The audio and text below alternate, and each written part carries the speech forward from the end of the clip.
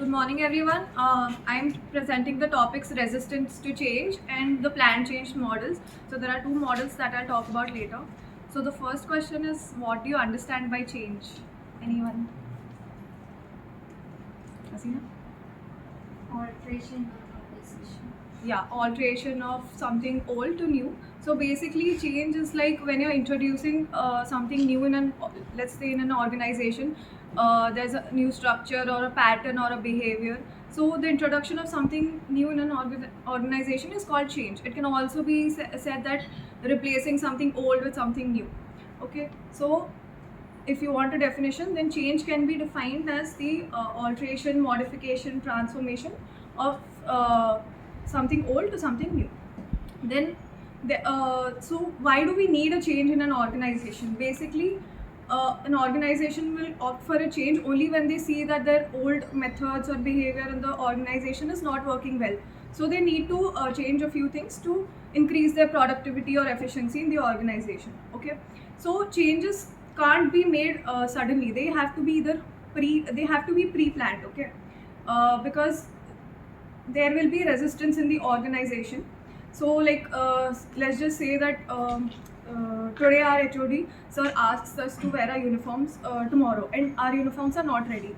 So we will obviously resist towards it. We will say, no sir, our uniforms are not ready, we can't. Even before the NAC, they asked us to wear a uniform for 3 days, and we were like resisting towards it that we can't wear it for 3 days. So the resistance came. So the thing is that employees, people in general, they can't accept changes so fast. They need to be given time in order to accept the changes.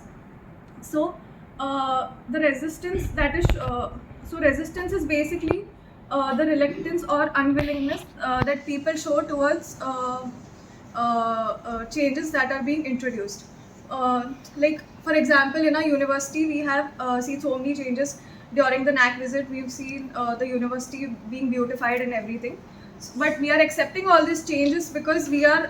It is not directly impacting us, so we are not resisting towards it. We are enjoying all the new things that are being introduced. Like they've put on signboards and they've beautified the whole campus. So we like the changes. We didn't resist towards it. But when it directly starts impacting us, we start resisting towards it. So in an organization, when change is introduced, people start resisting towards it only when they feel like they can't cope up to the changes. So resistance can be seen as something that hampers the working of a business organization. And resistance is defined as the unwillingness to adapt change. And we can see that resistance can be in the form of protests or through gestures or just their just mentally they're not accepting the changes. So for example,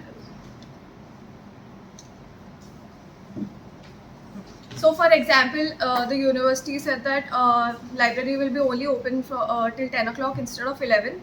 So a lot of students started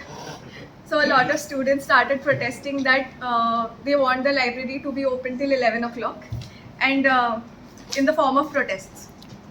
So what are the reasons for resistance?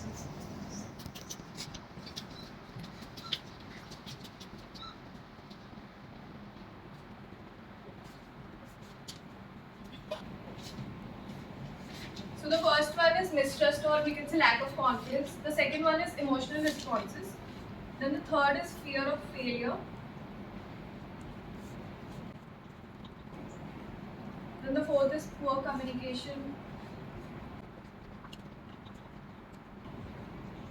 And the fifth is unrealistic timelines. So these are the reasons for resistance towards change. So the first one, which is mistrust or lack of confidence, it basically means that when people don't trust their organization enough, they don't have that bond where they feel that the changes that the organization is making is good enough. So they don't have the trust with their organization.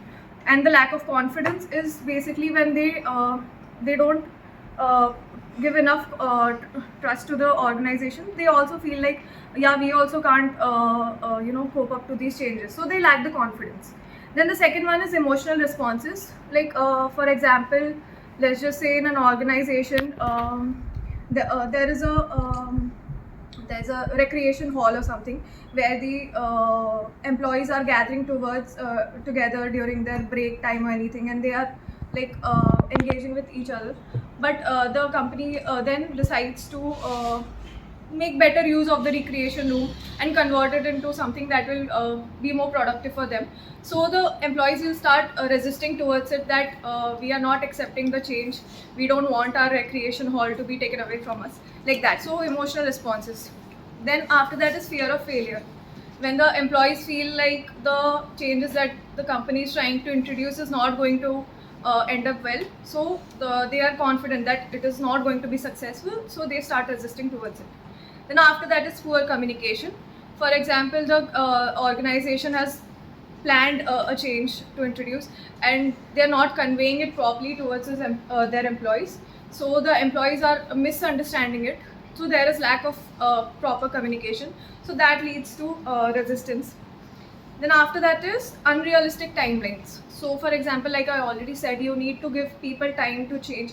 You can't just tell that we are decided to change this today and then change it by tomorrow. You need to give them time to adapt to the changes. Then moving on to the plan change models, there are so basically change can be seen in two ways: planned change and unplanned change. So unplanned change is when there is you don't get time to plan your changes. Like for example, when COVID hit, most of the organizations, they just had to shift to work from home because they didn't have enough time to prepare the changes. So it was like unplanned change for them. In the case of a crisis, it is always unplanned change. And after that, planned change is where you pre-plan your changes from beforehand. So there are two plan change models that I'm going to talk about. The first is Kurt Lewine's change model. So Kurt Lewine says that it is a multi-stage process, and there are 3 stages.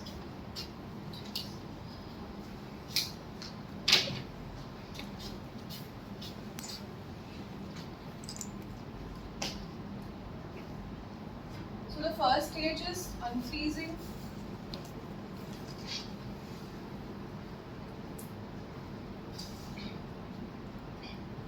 Second is changing or moving, and the third is refreezing.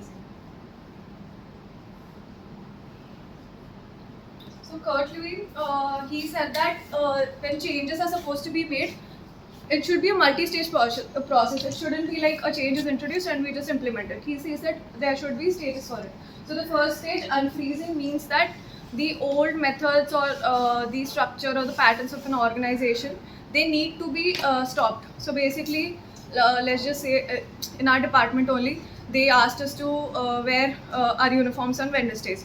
So basically, we were stopped from wearing our casuals on Wednesdays. So that is unfreezing. Then the second is changing and moving. Changing and moving is where they make us start moving towards the change. So slowly they were mentally preparing us that we need to start wearing our forms on Wednesdays. So they got us our uniforms and everything. They prepared us for it. And then the third one is refreezing. Refreezing is basically to make sure that we don't go back to our old ways. So they made it like a strict rule that on Wednesdays we have to wear our uniforms. Okay, and now even without us telling, we are all wearing our uniforms on Wednesdays. We don't have to be told every Wednesday that we have to wear. We are wearing it. So that is refreezing. Then is the action research model, which is also given by Kurt Lewine in the year 1930. And the stages of action research model are: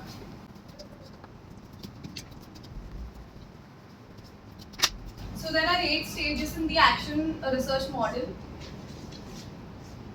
First is problem identification. So, like I said, before making a change, we have to first think, why are we making a change? It is not like changes are supposed to be made randomly. There should be a reason for making a change. So, before making any changes, the first step is problem identification. You have to determine what problems do we have and why do we need to make that change. So that is the first step. And the second step, which is not mandatory, it is an optional step. It is consultation with a behavioral expert. So this is an optional step. So what happens when the company has determined that we are having this problem, we are facing this problem, they want to make a change, but they need some expert to guide them on this matter. They cannot themselves make the changes unless they have some behavioral expert in the company itself. But usually they go to an organizational development practitioner, OD practitioner we say, and they consult with them, and the OD practitioner will tell them that okay, yeah, we understood your problem, and he will guide them like how they should make the changes. And the third is data gathering and diagnosis. So after the OD practitioner has been consulted with, the OD practitioner himself will start gathering data on the problem and on all the essential things, and he will do a diagnosis, and he will give a brief. He will do a diagnosis on that, and then in the fourth step, it is feedback to client. So here the client means the organization. The organization will consult the OD practitioner, and after that the OD practitioner will give a feedback to the client that I have gathered all the information and I've done a diagnosis on this, and this is according to your problem. This is the changes I am recommending you. Okay, so this is the feedback he gives to the client, and after that it is joint diagnosis of problem.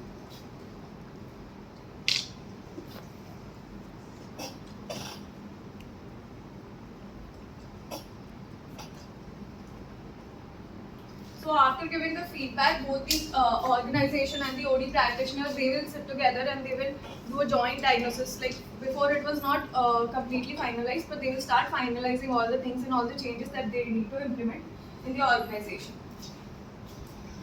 Then after that is joint action planning.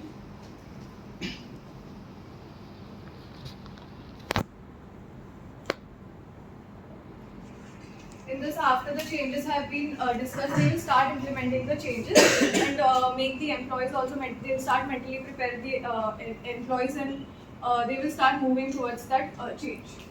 Then after that is action. Action is like the changes will start being implemented, and then the last one is evaluation. So what happens is, most of the time when people make changes in an organization, they have to evaluate all the changes so that they know how effective the changes are and if it's even been useful. Like for example, they might have an actual problem, and they're making some changes, but those changes are not very effective. So they need to evaluate after all the changes that they've made to see if it's successful or not. So that is it for the two plan change models. And I forgot that there are three types of resistance.